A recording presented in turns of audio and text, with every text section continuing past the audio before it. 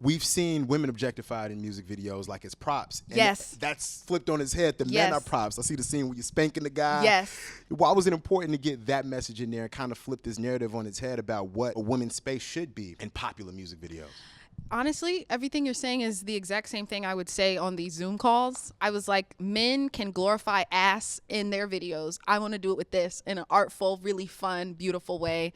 And I think it's so great how women can claim their ownership of their bodies and not let the world do it. And we get to do it in the way that we want to. And it was really fun. I felt really pretty on the shoot days. And I look back and I'm like, that's not the same person right here. But it was fun for the moment.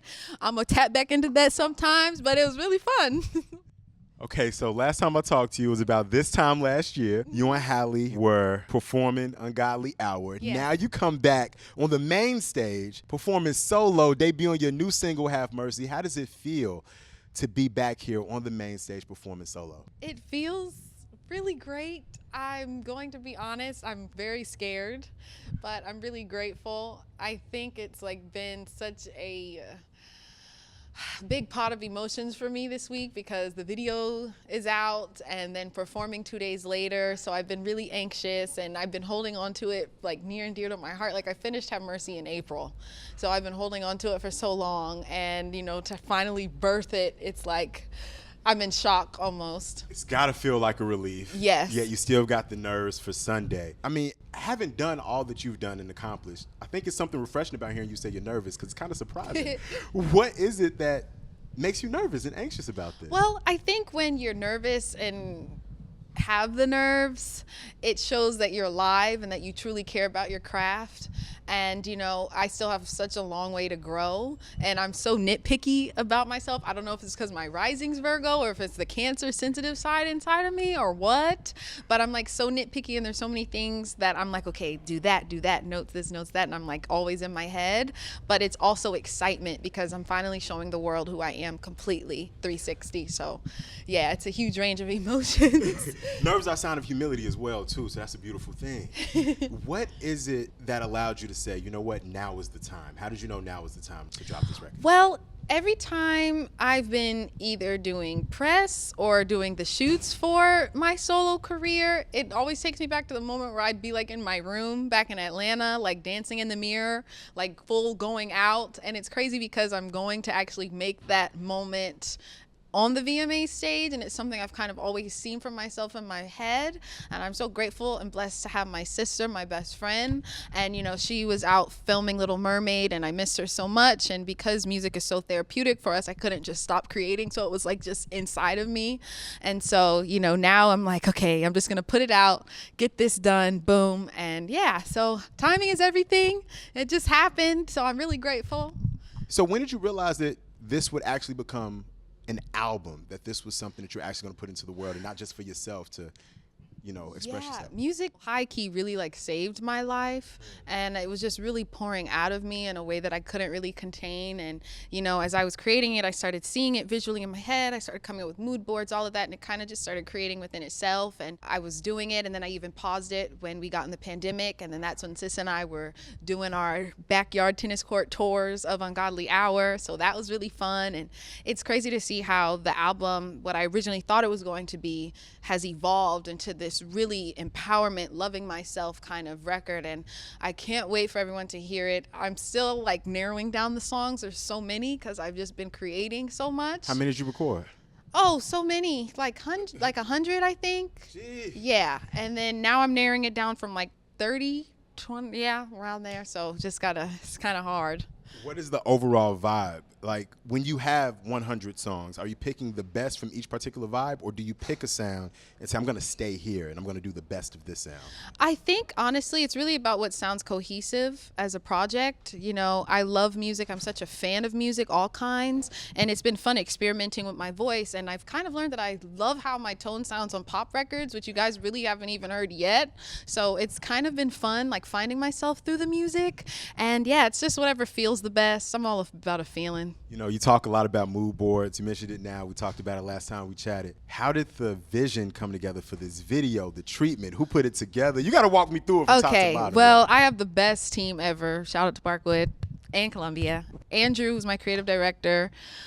we really wanted this to feel fun, and we both saw pink, and we were trying to figure out what could kind of, and he thought of sorority. At first I was like, huh. But then I kind of saw the light, and I love like everything with a suspenseful twist. I love a storyline. And I was like, okay, we do sorority. Can we add like a little dark twist up in there somehow?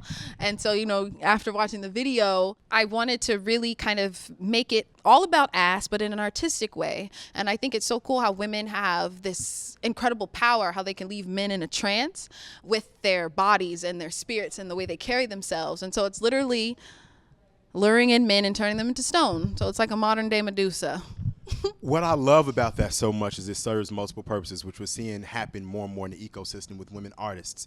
It's not just ass for ass sake. Even if it was, that'd be cool too. You got a lot of it. But it's also about what it looks like when women have agency over their own bodies. Absolutely. I saw who directed this video. Why was it important for Black women to be behind the vision and directing this video and carrying it out? Yes. So shout out to Karina. She's incredible. It was so cool, like being directed by her on the screen, and then like looking to the left and seeing Andrew like do poses on the side. It was like a family feeling and a vibe on set, and I was so happy. And I think it's amazing how Karina gets it, because she's a woman, she's a Black woman, and there's some things that I didn't even have to really explain because she knows it by living life. And I think you kind of get to see the power that we hold within the music video. It's fun.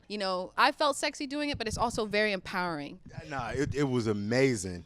Also amazing, Miss Tina. Yes, Miss Tina. Miss Tina popped up. How did that come about?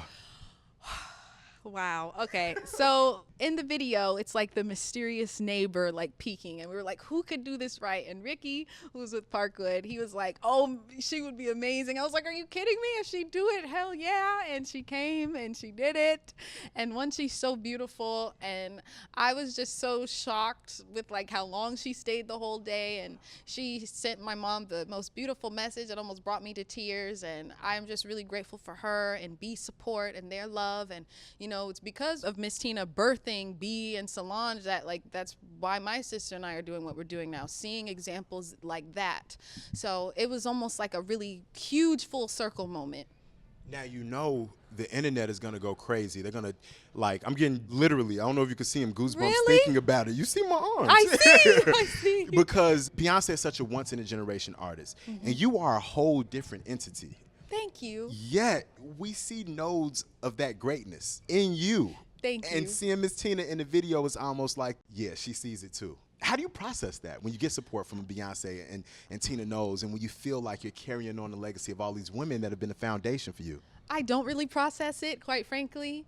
It's such a huge compliment. Bey has always been such a huge inspiration to me. So for people to even say that that's the vibe they get from me is a huge compliment in itself, because she's a legend, she's an icon. So it's like, okay, well, I have a lot to do and a lot to grow, so I would only hope to even have an ounce of her success. So we'll see what happens, but I'm really grateful. I can't wait for people to see me through the music and just learn about me completely. So it's gonna be really a fun ride. One of your earliest Instagram posts that caught my attention was you posted Nina Simone dancing. Yeah. With the caption, freedom. What did that mean to you? Why'd you post that? So that has been one of my favorite videos for years. And it's been on my Finsta, and I always go back and watch it, because just seeing her come alive on the stage, you can tell her mind is just elsewhere, and her soul is just free and open. And that's how I feel on stage. I feel like it's the perfect example of how I feel internally. And outside of the overthinking, and when I get past all of that, when the lights come on and it's that actual moment, it's the feeling of freedom. It's the place I feel most safe. It's the place I feel most myself, the place I don't feel judged.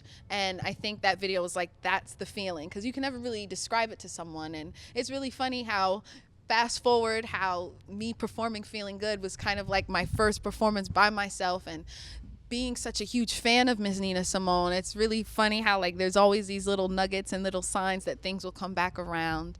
And Nina, Bey, Khalees. Oh, I'm the biggest Khalees fan. Imogen Heap, Grimes. There's so many incredible women that I look up to. Missy Elliott. So there's so many, and yeah, I could go on for days. When I think about freedom, when I think about how you express yourself on your IG, when we got to see, oh, this is who Chlöe is, it made me think about how many people who've grown up in the public eye, and the public isn't ready for them to grow up yet. And usually they have this transition period where it's like, hey, I'm an adult.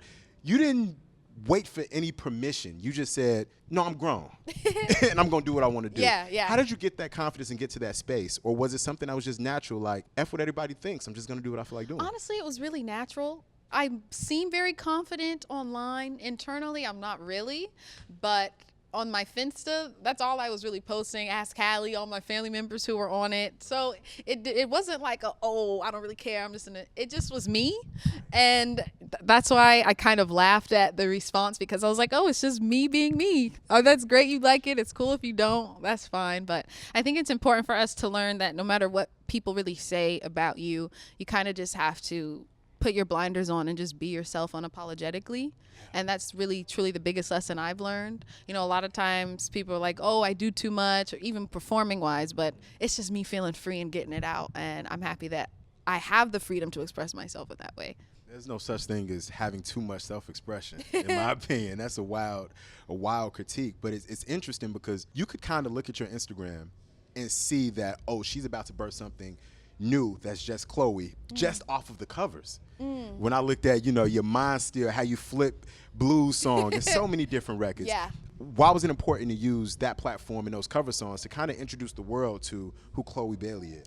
Well, if you recall, that's what Sis and I would do all the time. That's how we got started with the covers. And I think being such huge fans of music, it's been easy to do and put a spin on things. And, Hallie and I being so far apart, I miss her and I miss hearing the harmonies in like either my left or right ear. Like, I miss that. But it was fun doing that in my bedroom. It was literally the curtain by my porch door, and I would just go. Alongside your music career, of course, you're getting ready to star in Jane. Yeah. How did you choose that project? What's your process like when you're saying yes to things? And how much of Chlöe the musician is related to Chlöe the actress? Yeah. Well, I love suspense. So when I read the script, I was like, okay, I'm going to go for this. I did the chemistry read over Zoom with Madeline, and she's the dopest, and I got it, and we did it. We did it a month in Albuquerque, and I can't wait to see it. It's really fun. I love acting. It's another way to express myself, like how I do with music and storytelling. What else are you saying yes to? What's next for you? A lot of people don't know, when I was younger, my main dream was to be a Broadway star. So maybe one day I'll do Broadway, or even something if they adapt it into a movie, who knows? But I really want an EGOT, and I'm going to get it. And I promise you that. So we don't, the sky's the limit. The sky is the limit. That EGOT is coming. And Chlöe, we're just glad to be witnesses, man. Thank you so much for the time. Thank you for your time. I love you guys at MTV. You all have always supported me. So we love you back. Thank you. What do you even know? Thank you so much. Thank you.